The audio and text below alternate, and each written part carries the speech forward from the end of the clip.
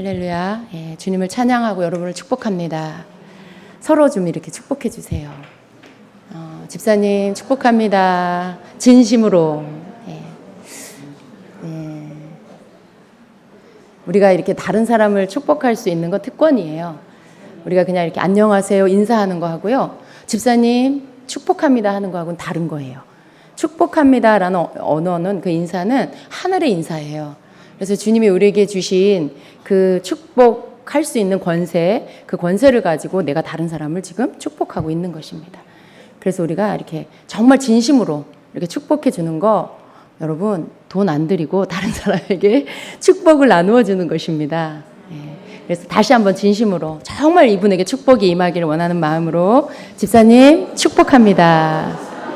축복합니다. 축복합니다. 네. 왜 제가 이런 말씀을 드리냐면요. 예전에도 제가 한번 말씀드린 적이 있지만 제가 개척하고 얼마 안 돼서 조그만 그 아담한 교회에서 예배를 드릴 때 어느 날 주님께서 그렇게 말씀을 하셨어요.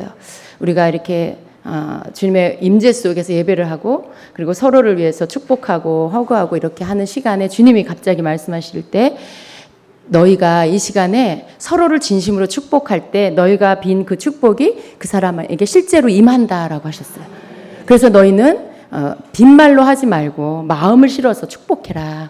그 축복이 그 사람에게 임할 것이다라고 말씀을 주셨어요. 그래서 정말 그 시간이 참 귀하고 우리가 나누는 그 축복이 너무나 귀한 것이라는 것을 저는 그때 배웠습니다. 우리 한국 사람들 그냥 이렇게 말로 그냥 하잖아요. 근데 우리 그리스도인들은 정말 주님이 주시는 것으로 함께 그렇게 축복을 비는 인사를 해야 되겠습니다. 아멘. 오늘 주님께서 우리에게 그 말씀을 이렇게 주실 때에 제가 저도 말씀을 선포하면서도 이건 정말 우리가 초신자든지 혹은 믿음이 오래된 자든지 또 평신도든지 또 직분을 받은 자든지 누가 되었든지 뭐 평신도든지 목회자든지 누가 되었든지 주님의 이 말씀은 우리가 정말 순종해야 되는 말씀이다라고 그렇게 제가 또 제가 선포하면서도 제 마음 가운데도 그렇게 받아들이게 되었습니다. 그것은 다른 것이 아니고요. 바로 주님께서 우리 가정 안에서의 어떤 그 질서에 대한 말씀을 아까 주셨어요. 그런데 우리는 이런 때가 많이 있죠. 만약에 내 남편이 혹은 내 아내가 나보다 믿음이 적어, 그리고 신앙적으로 어려, 영적인 걸 잘 모르는 사람이야. 그러면 그 마음 안에 어떤 생각이 들어요? 그 사람이 나보다 좀 어리다. 그 사람이 나보다 좀 뭘 모른다라는 이러한 생각을 말은 하지 않아도 내 마음에서는 그런 생각을 가질 수가 있어요. 여러분 그런 적 있으시죠? 예. 정말 그런 것들을 우리는 너무 쉽게 그런 마음을 품습니다. 그리고 속으로 그 사람에 대해서 또 판단할 때가 굉장히 많죠.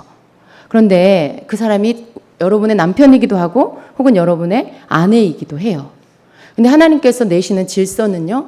믿음이 너가 더 많고 네가 더 영적으로 성숙한 자니까 네가 머리야 라고 하시지 않는다는 거예요. 예. 그런 것과 상관없이 하나님이 내신 가정의 질서는 남편이 머리예요. 그죠? 예. 하나님께서 그렇게 처음부터 만드셨어요. 가정을. 그 사람이 믿음이 좋으니까 가정의 머리다. 그렇게 말씀하신 게 아니고 남편이 가정의 머리다라고 하셨어요. 그래서 주님이 주시는 말씀은 아내가 믿음이 좋고 신앙생활을 더 오래 했고 영적으로 더 많은 것들을 안다 할지라도 남편을 무시하거나 나보다 더 어린 자라고 해서 내가 아래로 본다거나 업신여긴다거나 그래서는 안 된다라는 말씀이에요. 그건 하나님이 내신 하나님의 명령해 주신 말씀을 내가 지금 어기고 있는 그것을 무시하고 있는 것과 같다라는 뜻이죠. 반대로 똑같아요, 여러분. 또 남편은 아내를 주님의 말씀에 네 몸과 같이 사랑해라. 아내를 너 자신처럼 사랑해라. 라고 하셨죠. 그런데 여러분 남편 되시는 여러분 정말 그렇게 하십니까? 남편 그렇게 하십니까? 우리 목사님은 1초의 망설임도 없이 끄떡끄떡 하셨어요. 할렐루야. 예. 저는 주님을 찬양합니다. 저는 복된 여자예요. 예. 정말 그래야 된다는 거죠. 예. 그래야 된다는 거죠. 예. 하나님의 말씀이 그렇게 아내는 남편을 머리로 그렇게 주님을 섬기듯 정말 그 말씀이 정말 저도 사실은 이렇게 좀 불편할 때가 있어. 죽게 하듯 하라는 말씀이 그런데 그 의미가 뭔지를 알기 때문에 제가 아멘합니다. 근데 아내를 그렇게 자기 몸처럼 사랑하라는 이 말씀을 남편들은 아멘해야 돼요. 또 남편들도 그래요. 뭐 믿음이 아내보다 내가 좋아서 믿음이 어린 아내를 무시할 수도 있지만 또 대부분의 남편들은 여자이고 아내이기 때문에 무시하는 경향이 있어요. 그리고 너무나 그 하나님의 말씀을 좋아하는 구절이 있어요. 아내는 남편을 돕는 그 돕는 배필이다라는. 그 돕는 배필이라는 건 주인공은 아니잖아요. 어쨌든 옆에서 이렇게 돕는 서포트한 사람이잖아요. 그러니까 당신은 나의 돕는 배필이야. 그러니까 주인공은 나고, 그죠? 내가 더 중요한 사람이고 아내는 나를 돕는 사람이야라는 걸로 이해하는 이런 남편들.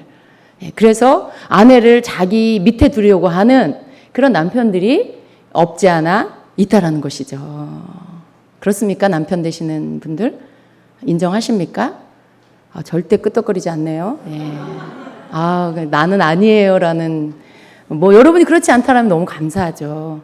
그런데 그런 특별히 이 한국 남자들 그런 마음을 갖는 남자들이 많이 있다라는 거죠. 근데 이거는 여러분 주님의 말씀은요 누가 더 위에 있고 누가 더 아래에 있다 이런 말씀이 아니라는 걸 우리가 알아야 합니다. 남편이 가정의 머리이지만 남편은 아내를 자기 몸처럼 사랑해야 돼요. 그러면 여러분 자기 몸처럼 사랑할 만큼 아내를 사랑하면 거기에 나보다 더 아래에다 두고 내가 무시한다거나 함부로 한다거나 그럴 수 없는 거죠. 그럴 수 없는 거예요. 내 몸처럼 사랑한다는 것은 정말 나 자신처럼 내 아내를 그렇게 사랑하는 건데 거기에 어떻게 무시가 있을 수 있고 어떻게 함부로 하는 것이 있을 수가 있어요. 그건 있을 수가 없는 거죠. 그러니까 결국 하나님의 말씀은요. 남편과 아내의 그 위치가 정말 분명히 하나님이 내신 질서는 있지만 그러나 결국은 그 안에서 서로 함께 가는 동역자라는 것이죠. 우리가 그걸 기억해야 한다는 거예요. 그리고 거기에서 아이들은 부모는 아이들을 존중하고 노엽게 하지 않고 또 아이들은 부모를 존경하고 이런 어떤 하나님이 내신 기본적인 가정의 질서는 이것이 믿음의 분량과 상관없이 우리 인간에게 내신 하나님이 내신 질서예요. 명령이에요. 그래서 믿음의 분량이 어쩌고 저쩌고 이런 거 다 떠나 영적인 거 알고 모르고 이런 거 다 떠나서 이것은 기본적으로 하나님 앞에서 살아가는 우리 모두가 그렇게 해야 한다는 것이죠. 근데 오늘 주님이 이런 말씀을 이렇게 주시는데 들어야 할 분들이 있다는 마음이 듭니다. 저는. 그래서 어떤 잘못된 생각으로 인해서 가정을 잘 세우지 못하는 분들이 있습니까? 남편이 너무 영적으로 무지하고 혹은 남편이 믿지 않으니까 하나님을 아직 모르니까 저 사람을 내가 이렇게 막 섬기는 거 내가 잘할 수가 없어. 저 사람이 나한테 요구하는 거 내가 하고 싶지 않아 라고 생각하는 분들이 계신다라면 여러분 그 생각을 고쳐야 합니다. 하나님께서 하나님을 섬기는 것을 반대하는 것 외에 나머지 남편에게 해야 할 것들을 아내는 해야 합니다. 그렇죠? 믿지 않는 남편이라 할지라도 가정 안에서 남편이 아내에게 원하는 것을 아내는 남편에게 섬겨야 합니다. 그리고 남편은 아내를 자기 몸처럼 사랑해야 합니다. 이 두 가지 모두가 사랑 안에서 이루어지는 것이죠. 여러분 그렇게 하시기를 축복합니다. 여러분의 가정이 세워지는 것을 하나님이 원하시고요. 그렇게 할 때 하나님은 그 가정을 가장 건강하고 아름다운 가정으로 세워 가실 겁니다. 아멘. 자, 오늘 말씀은 아니고요. 자, 오늘 말씀은 출애굽기 3장입니다. 출애굽기 3장 1절부터 8절까지 말씀 같이 보겠습니다.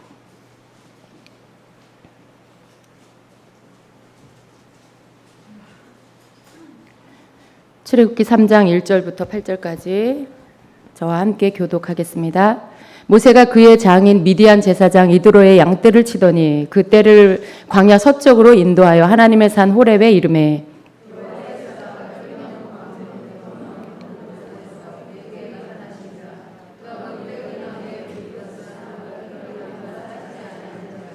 이에 모세가 이르되 내가 돌이켜 가서 이 큰 광경을 보리라. 떨기나무가 어찌하여 타지 아니하는고 하니 그때에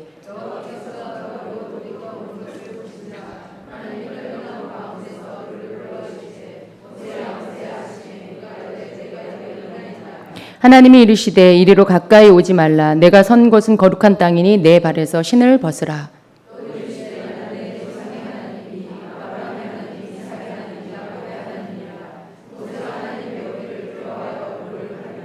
여호와께서 이르시되 내가 애굽에 있는 내 백성의 고통을 분명히 보고 그들이 그들의 감독자로 말미암아 부르짖음을 듣고 그 근심을 알고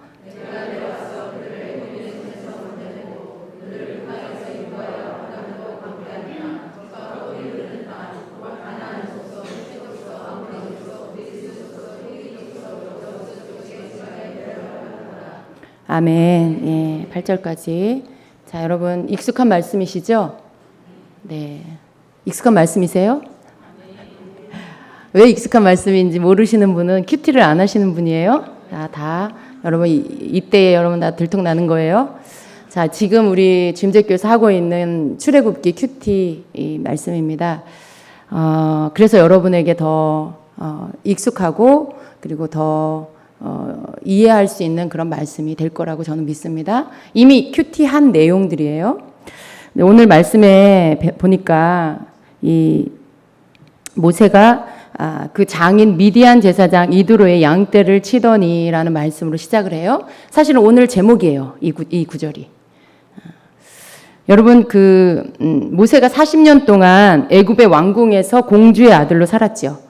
거기에서 왕궁 생활하면서 모세가 얼마나 많은 것들이 이렇게 잘 갖추어져 있었을까요?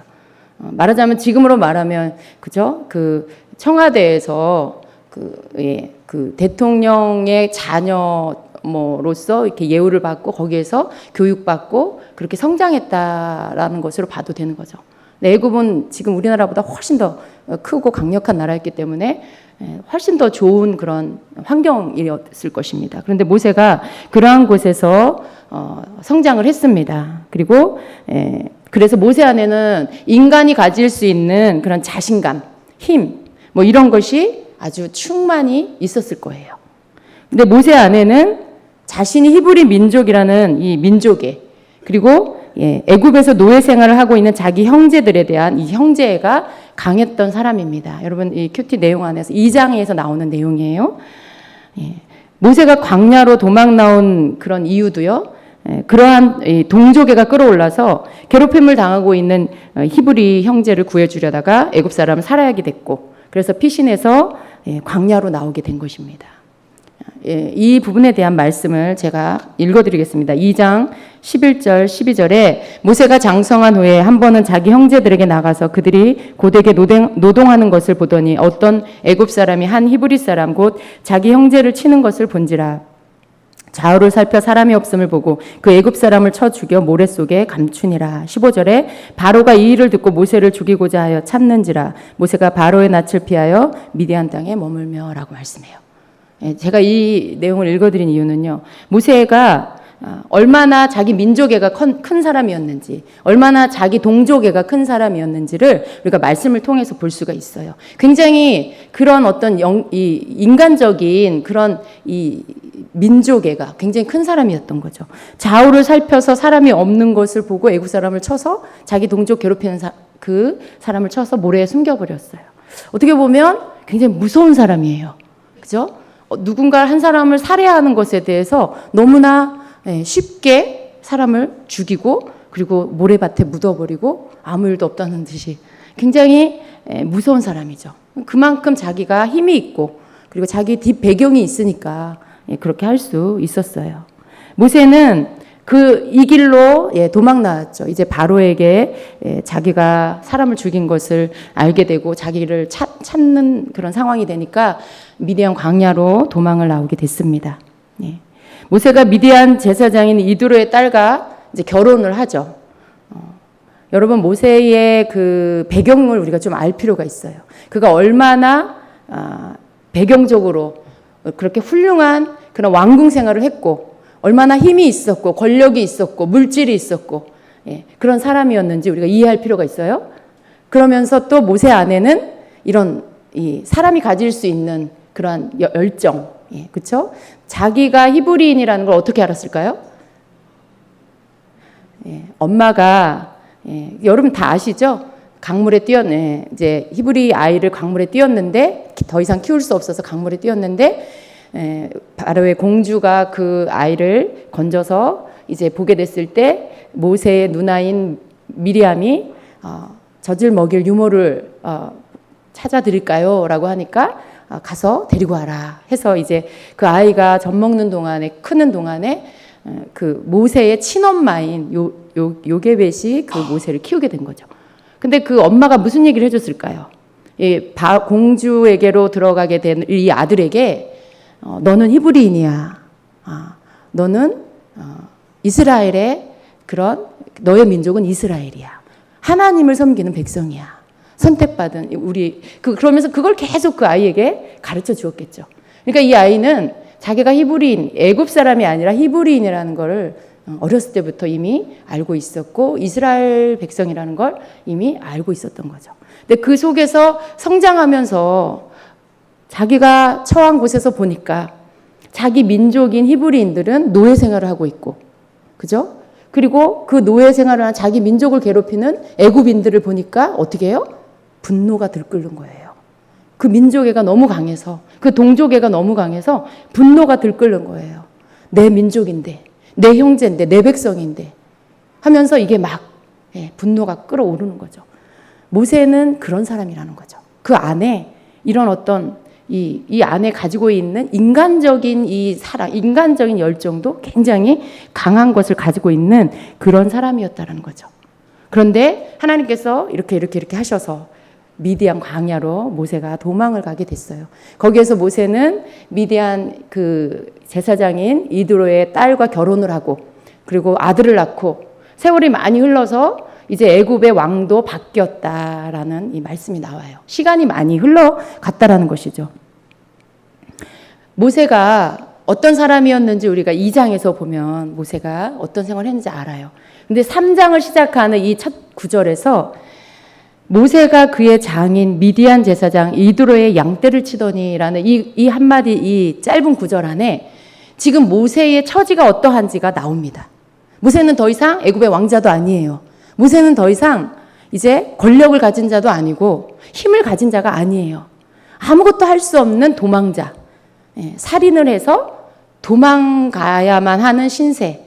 그런 도망자로서 도망 나와서 겨우겨우 하나님의 은혜로 이드로의 가정 안에서 이제 정착을 하고 거기에서 가정을 꾸릴 수가 있게 된 뭐 그런 아주 평범한 어쩌면 평범한 사람보다도 더 처지가 난처하게 된 정말 어려움 가운데 있는 그런 그냥 한 남자일 뿐인 것이죠.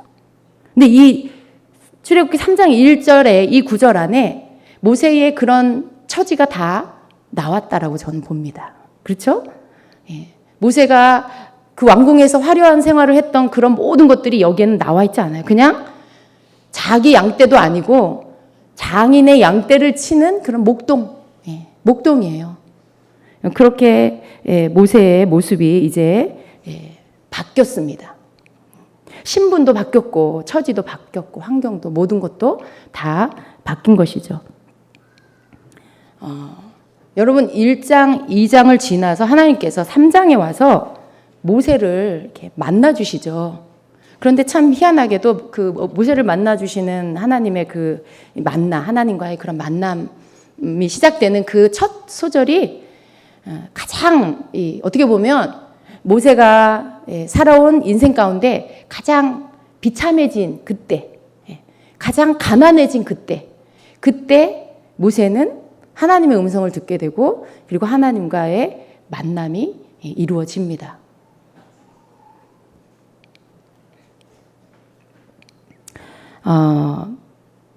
모세 하면 떠올렸던 그런 수식어들이 많이 있죠. 그렇죠. 그런데 지금 3장이 시작되면서 그런 모든 것들이 다 삭제가 됐어요. 삭제가 됐어요. 그리고 아주 심플하게 현재의 모세의 모습만 표현을 하고 있다는 것을 여러분 주목해 주시기를 바랍니다. 모세는 자신의 것은 아무것도 없었어요. 자기가 치고 있는 양들, 예, 뭐 이런 모든 것들, 예, 그런 거, 뭐 더 이상의 권력도 재물도 더 이상의 힘도 없는 예, 그런 모세. 겉으로 보기에는 모세는 세상 것을 다 잃어버리고 예, 다 포기하고 실패한 그런 모습이에요. 거기에 살인까지 해서 붙잡히면 죽을 수도 있는 그런 죄인의 모습. 지금 현재의 모세의 모습은 바로 그겁니다. 그 모세를 이렇게 장식했던 그런 모든 것들이 다 삭제됐어요. 없어졌어요. 다. 그리고 지금의 모세의 모습은 그냥 보여지는 그 모습 그대로 아무것도 없는, 아무것도 가진 것이 없는 장인의 양을 치는 그냥 목동의 그 모습. 근데 그 모습으로 모세가 나아갔을 때에 하나님의 이끌림을 받게 돼요. 하나님께서 모세를 좀 더 일찍 만나 주실 수 없었을까요? 도망 나왔을 때, 광야로 왔을 때, 그때 바로 만나 주실 수 없었을까요? 모세야, 모세야, 너는 내 종이다. 네가 애굽 사람을 살인했지만 내가 너를 고쳐서 쓰겠다. 뭐 이렇게 하실 수도 있잖아요. 광야에서 우물가에서 만나 주실 수도 있잖아요. 나는 그렇게 하시지 않고 이게 짧지만 2장에서 많은 어떤 내용들이 지나갔어요. 한 장 안에 세월이 굉장히 많이 지나갔어요. 근데 그동안 하나님은 모세를 만나 주시지 않았던 거죠. 만약에 만나 주셨으면 기록이 되었겠죠. 그런데 만나 주시지 않았어요. 다 모세에 대한 이 과거의 모든 것들이 다 삭제된 다음에 정말 아무것도 가지지 않은 상태에서 그냥 이 몸, 하나님이 주신 이 몸 하나, 그런 어떤 비어있는 상태였을 때 그때 하나님께서 모세를 부르시고 만나 주십니다. 모세 안에 있었던 것들, 모세 밖에 있었던 환경들, 여러분 그런 모든 것들은 굉장히 강력한 거였어요. 모세 밖에 있는 환경도 굉장히 강력한 거였고 모세 안에 있었던 동족의, 형제, 민족의 이것도 보통 사람들보다 더 강력한 것들이 그 안에 있었어요. 지금은 어떻습니까? 지금 모세에게는 그런 것들이 다 없어요. 바깥에 있었던 환경도 다 없어졌고요. 그 안에 있었던 그런 막 분노와 열정과 이런 것들 다 지금은 없어진 거죠. 어쩌면 남아있는 것들이 있어요. 상처들은 남아있었어요. 두려움 같은 것들이 있죠. 그러나 이전에는 모세는 두려움이 그렇게 크게 있던 사람이 아닌 거죠. 어떻게 두려움이 많은 사람이 누군가를 막 대낮에 쳐서 죽일 수가 있어요? 어떻게 사람을 죽여놓고는 모래밭에 숨기고 아무렇지도 않은 척 할 수가 있어요? 그건 보통 사람은 할 수 없는 일, 정말 두려움이 없는 그런 사람이 할 수 있는 거죠. 그런데 지금은 모세는 그 마음 깊은 곳에는 어떤 상처와 두려움을 갖고 있는 아주 나약하고 연약한 그런 사람이 되어 있는 것입니다. 이 3장 1절에서 표현하고 있는 오늘 제목이라고 말씀드린 이 구절이 지금 현재의 모세의 상태를 의미합니다.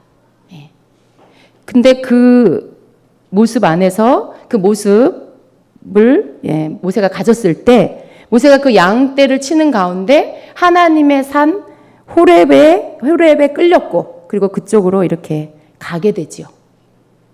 그냥 우연인 것 같아요. 그냥 우연히 가다 보니까 하나님의 산 호렙에 이른 것 같아요. 그런데 그렇지 않습니다. 그 뒤에 나오는 구절들을 읽어보면요. 아니 출애굽기 1장에서부터 계속 이어지는 이 상황들을 보면 모든 것이 하나님께서 이끌어 주셨고 계획하셨고 다 인도하셨다는 걸 우리는 알 수 있어요. 정확한 타이밍에 하나님이 일하시고 정확한 타이밍에 공주에게 이 모세가 아기일 때 그 공주의 눈에 띄게 하시고 왜 하필이면 그 시간에 공주가 시녀들과 함께 목욕을 하러 오고 그 강물에 이렇게 뛰어내려온 그 아기를 건지게 하시고 그런 모든 것들이 너무나 절묘하게 정확하게 그 타이밍에 맞는다는 거죠. 그게 우연인가요? 하나님께서 그렇게 하셨다는 것을 우리는 알 수가 있습니다. 그때 하나님께서 그렇게 하셨던 하나님께서 지금도 여전히 모세에게 그렇게 하고 계세요. 우연히 하나님의 산 호렙을 향해서 간 것 같지만 그러나 하나님의 이끄심이 있었습니다. 모세는요, 그 전에도 분명히 하나님은 늘 모세 곁에 계셨을 거예요. 근데 모세는 보지 못했죠. 모세는 듣지도 못했고 보지도 못했고 모세는 하나님의 이끌림도 받지 못했어요.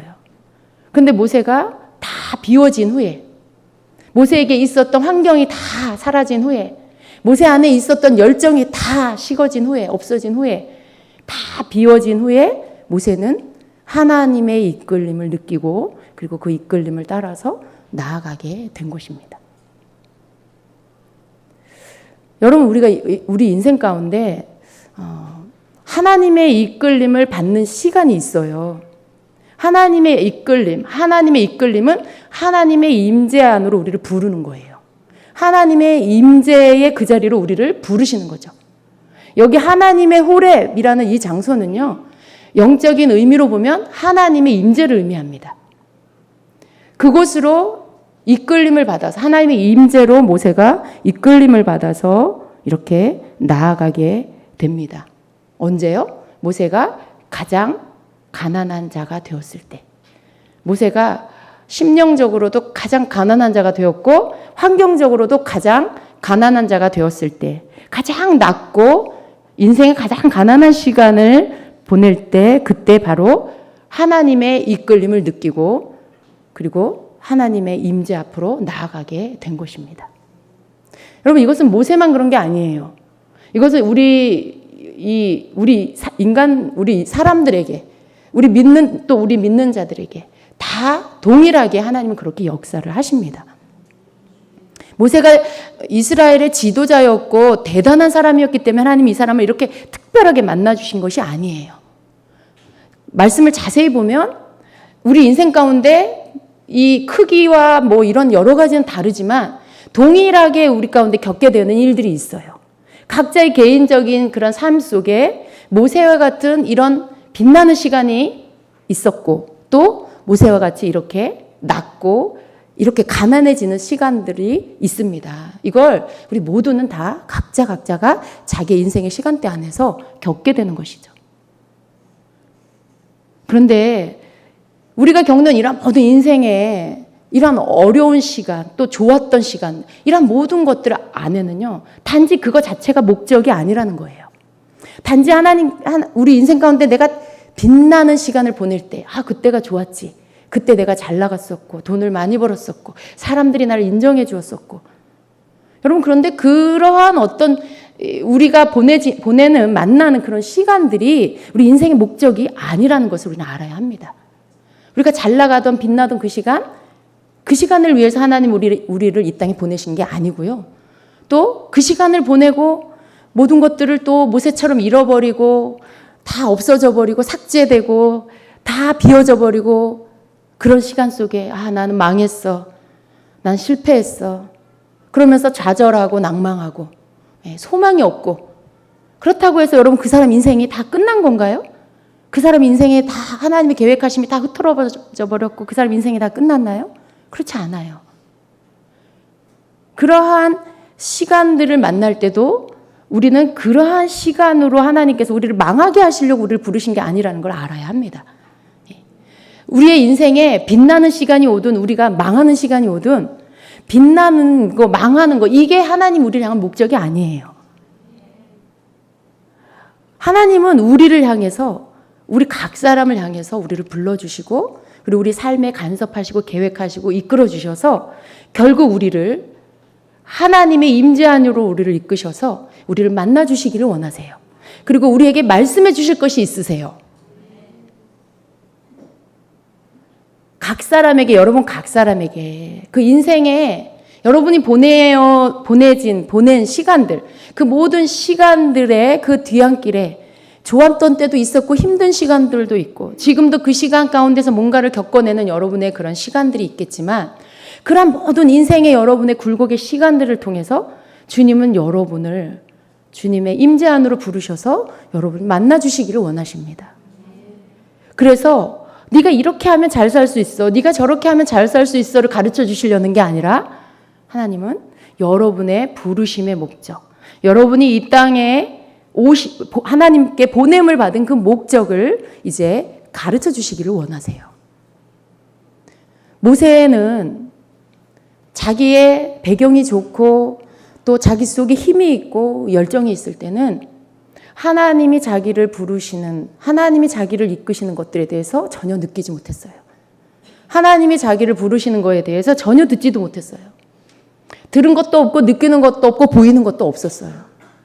그런데 그런 모든 것들을 다 내려놓고 다 비워내고, 그래서 밖에도 아무것도 없고 내면에도 다 비워냈을 때, 그때 모세는 하나님이 자기를 이끄시는 것들에 대해서 느낄 수 있었고, 그리고 가까이 가서 그것을 보게 되었고, 그리고 그 음성을 듣게 되었습니다. 3장 1절 2절 우리 같이 읽어볼까요? 모세가 그의 장인 미디안 제사장 이돌의 양떼를 치더니 그 떼를 광야 서쪽으로 인도하여 하나님의 산 호렙에 이르매 여호와의 사자가 떨기나무 가운데서 나오는 불꽃 안에서 그에게 나타나시니라. 그가 보니 떨기나무에 불이 붙었으나 그 떨기나무가 사라지지 아니하는지라. 아멘. 예. 이 말씀에서 보면 모세가 그 여호와의 사자는요, 구약의 여호와의 사자라고 표현한 것은 다 천사를 의미합니다. 예, 천사라고 보시면 돼요. 떨기나무 가운데에서 천사가 떨기나무 가운데에서 나오는 불꽃 안에 하나님의 천사가 있는 것을 보게 돼요. 여러분, 이 천사를 본다라는 거, 여러분 중에 천사 보시는 분 계세요? 여러분 지금 천사 보이세요? 누가 네. 네. 보이시는 분 축복합니다. 여러분, 이 천사는요, 영적 존재예요. 우리가 천사를 본다는 건 우리의 영적인 눈으로 본다는 거지, 육의 눈으로 우리가 본다는 게 아니에요. 영의 눈으로 본다는 것이죠. 모세가 천사를 본다라는 것은 지금 영적 눈이 뜨였다라는 거예요. 지금 영적인 것들을 보게 되었다라는 거죠. 근데 이전에 모세는 영적인 것을 보는 자가 아니었어요. 이전에 힘세고 배경 좋고 돈 많고 권력 있던 모세는 영적인 것을 보는 자가 아니었어요. 영적인 눈이 열린 자가 아니었어요. 그런데 다 비워내고 난 다음에는 어떻게 됐어요? 하나님의 끌림을 느껴서 끌려갈 줄도 아는 자가 되었고, 또 하나님이 보게 하시는 것을, 영적인 것들을 보는 눈이 열리는 그런 자가 되었습니다. 여러분 영적인 거 보고 싶으세요? 그런데 여러분 부유하세요? 좀 비워내세요. 좀 비워내세요. 혹 여러분 다 잃어버렸어요? 그래서 아무 소망이 없습니까?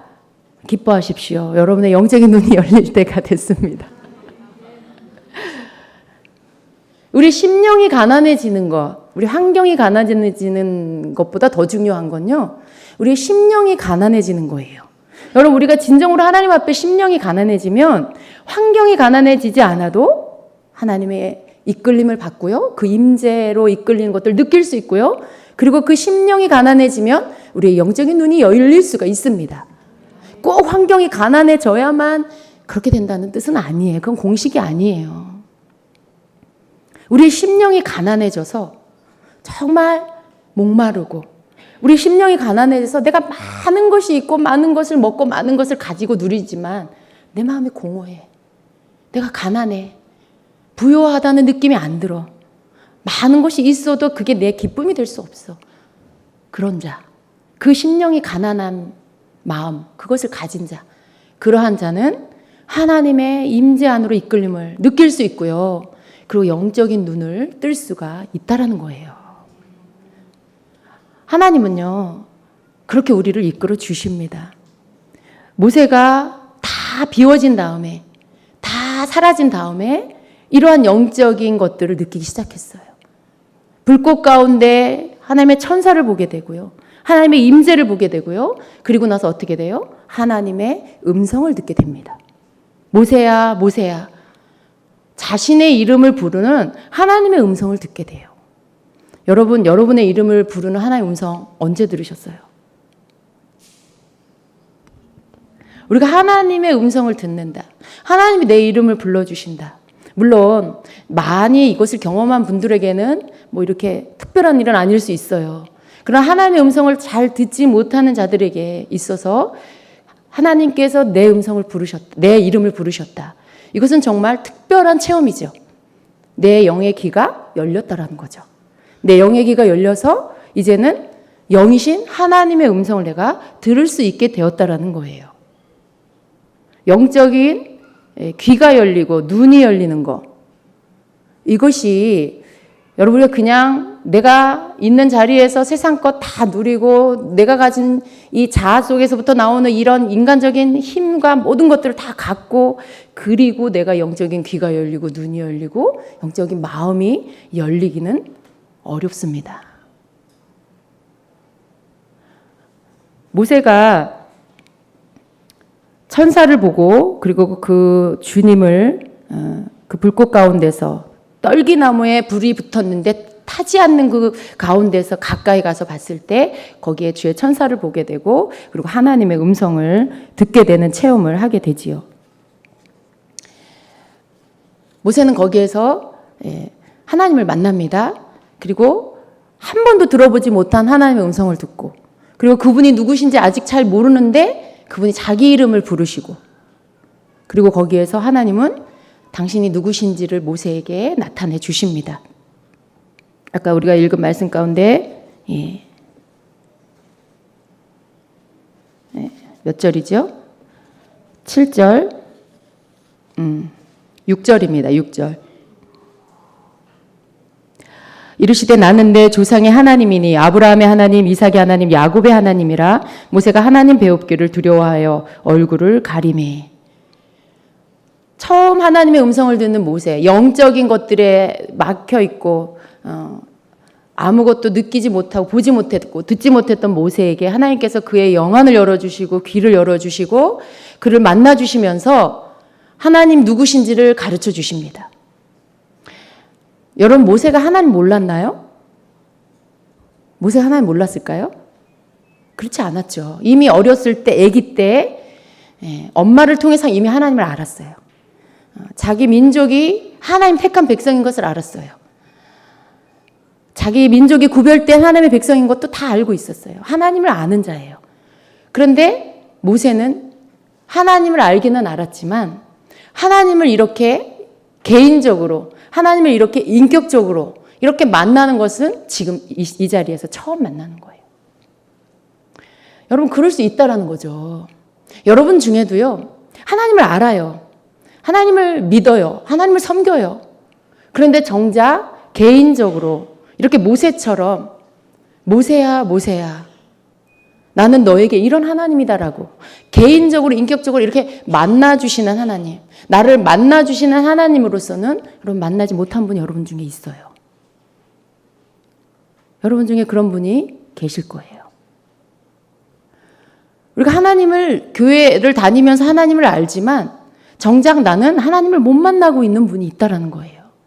정작 나는 하나님을 섬기고 예배드리고 또 헌금하고 막 하는데 나는 하나님을 아직 만나지 못하는 그런 자가 있다는 거죠.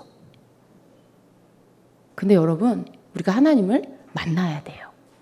우리가 인생 가운데 많은 만남이 있어요. 인생 가운데 많은 사람들과의 만남, 이런저런 만남이 있어요. 만남, 좋은 만남은 좋은 축복입니다. 가장 좋은 축복이 좋은 만남의 축복이에요. 그런데 그 만남 속에 우리는 그 어떤 만남보다도 하나님을 만나야 돼요. 나의 이름을 불러주시는 하나님을 만나야 되고요.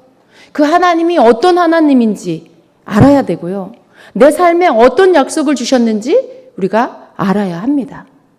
하나님의 임재 앞에서 내가 내 신을 벗고 거룩하신 하나님 앞에 서는 게 어떤 것이라는 것을 경험해야 합니다.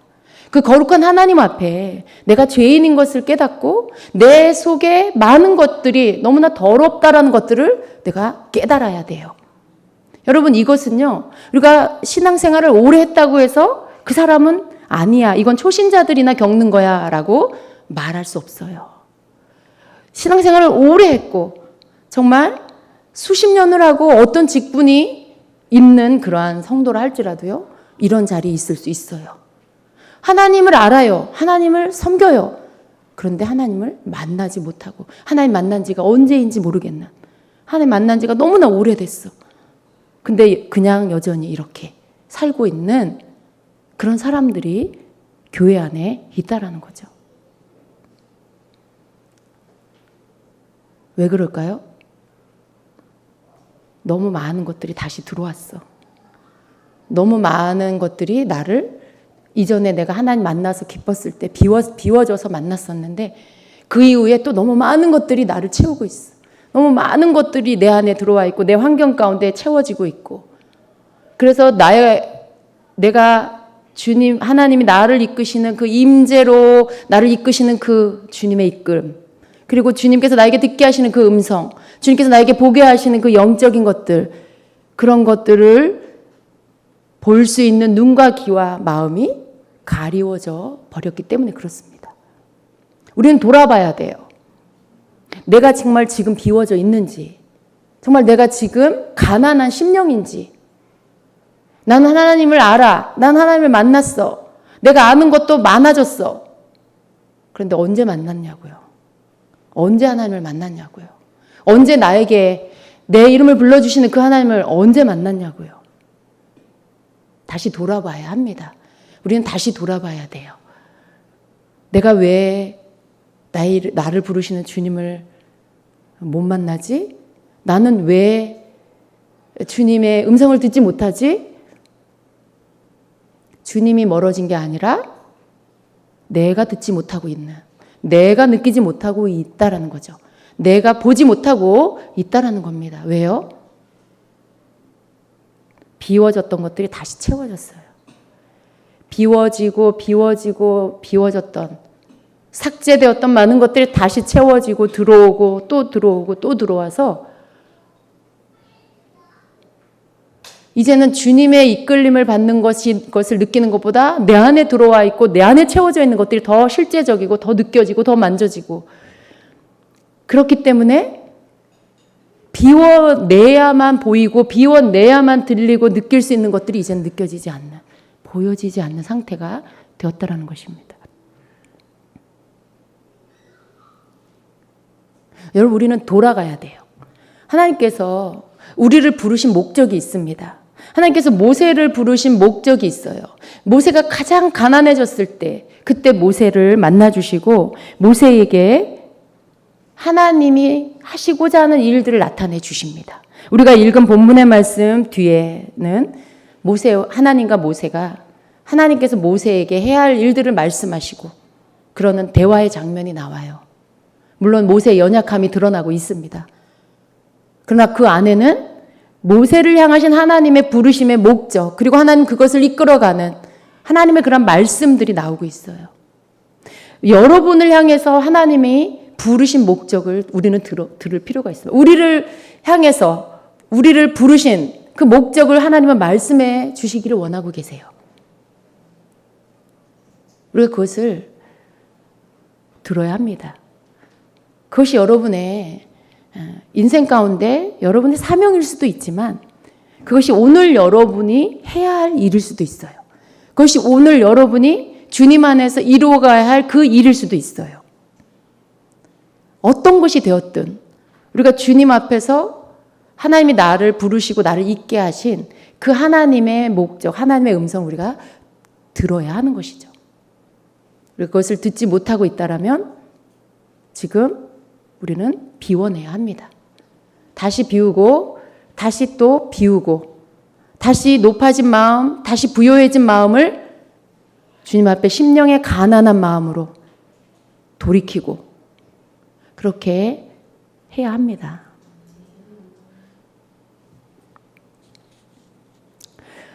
출애굽기를 큐티 이 말씀 묵상을 하면서 우리가 붙잡아야 할 것은요.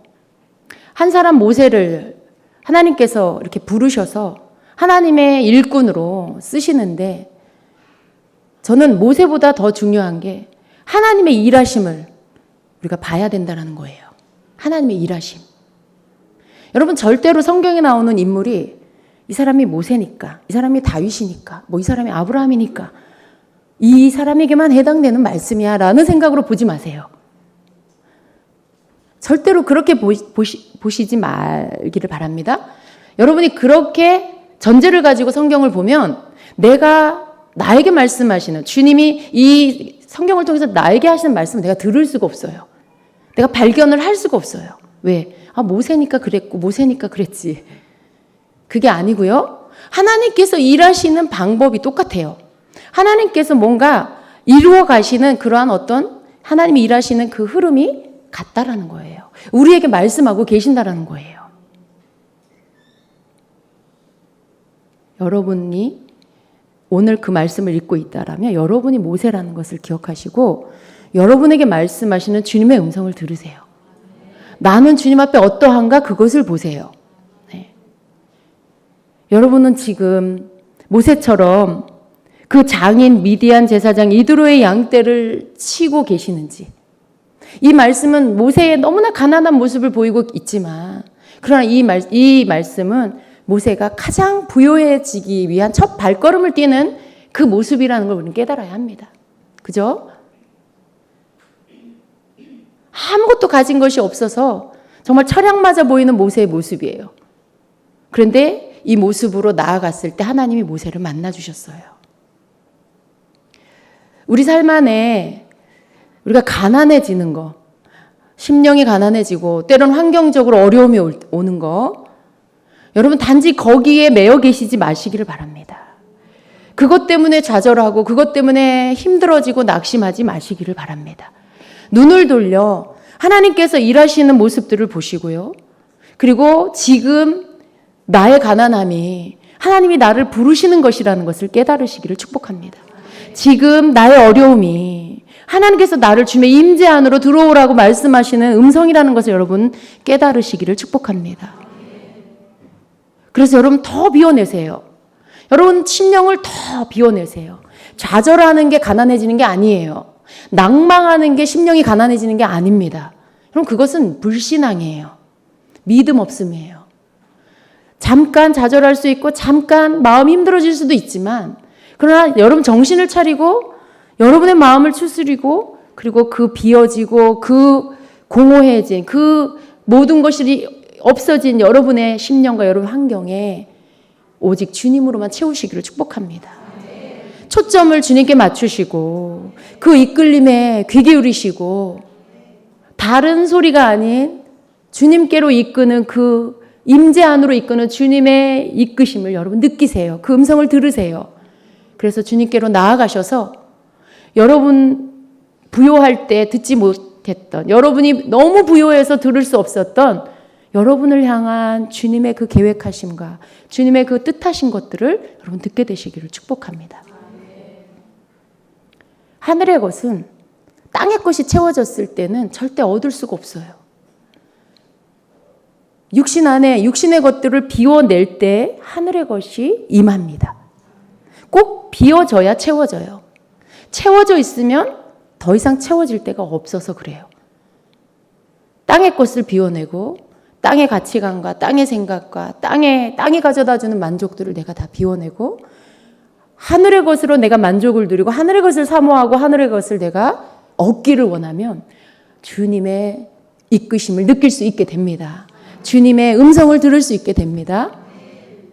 눈에 보여지는 것과 만져지는 것에 여러분 그걸 보고 거기에서 뭔가를 들으려고 하지 마시고 그것을 떠나서 하나님이 주시는 것들을 들으려고 하고 하나님이 보게 하시는 것들을 보려고 하십시오. 우리가 눈을 돌리면 모세가 그 양떼를 광야 서쪽으로 인도하여 하나님의 산 호렙에 이르매 그쪽 방향을 바라본 거예요. 그쪽 방향을 바라보고 그 방향을 향해서 나아간 거죠. 눈을 돌린 거예요. 땅의 것을 여러분 우리가 보이는 것들을 보는 것에서 하늘의 것을 보는 방향으로 눈을 돌려야 됩니다. 하나님의 산 호렙, 하나님의 임재, 하나님을 바라보는 그 방향으로 우리의 눈을 돌려야 하는 것이죠. 그럴 때 우리가 거기에서 나를 기다리시고 나를 만나주시려고 내가 가난해진 심령에 비어지기를 기다리시고 그리고 하나님 앞에 귀를 기울이고 눈을 돌리기를 기다리신 하나님이 거기에서 여러분을 만나 주실 것입니다. 그리고 여러분에게 말씀해 주실 거예요. 여러분이 들어야 할 그 말씀. 여러분에게 주는 참소의 마귀가 던지는 참소의 소리, 조롱의 소리가 아니라 여러분이 들어야 할 하나님의 말씀을 여러분이 듣게 될 것입니다. 여러분을 향한 하나님의 뜻. 여러분을 향한 하나님의 목적, 하나님 마음 가운데 있는 여러분에게 해주고 싶은 말씀들. 이제 네가 무엇을 위해서 살아야 하고 어디를 바라봐야 하고 어떻게 내 앞에 순종해야 하는지를 주님께서 말씀해 주실 것입니다. 여러분, 그것을 듣게 되시기를 축복합니다. 우리는 겉으로 안 보여요. 각각 저 사람이 어느 상태고 뭐 지금 어떤지 우리는 볼 수 없어요. 그러나 하나님은 아십니다. 그리고 여러분 자신이 알 수 있어요. 여러분 자신이 말씀 앞에 여러분을 비출 때 여러분이 부요한 자인지 아니면 가난한 자인지, 지금 내가 하나님의 이끌림을 받고 있는지 아니면 세상적인 것에 이끌림을 받고 있는지 여러분 자신은 알 수 있습니다. 그래서 모세를 보면서 하나님이 일하시는 것들을 보면서 여러분 자신이 하나님께로 지금 눈을 돌리고 내 안에 뭐가 채워져서 하나님이 느껴지지 않는다라면 비워내서 주님을 만나게 되는 그런 여러분 되시기를 예수님의 이름으로 축복합니다.